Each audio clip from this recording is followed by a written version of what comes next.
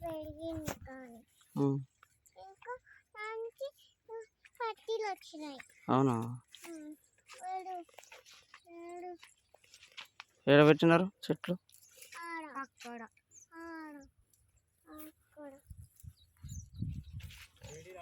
చెట్లు చెట్లు ఇంకా చాలా చెట్లు ఏంటిది?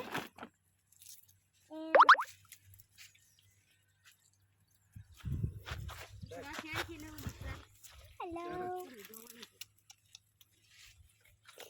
డాడీ వీడియో తీస్తుండు.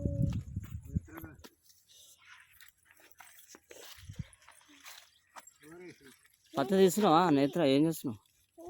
పత్తి ఏరుతున్నావా? ఎక్కడికి వెళ్తా?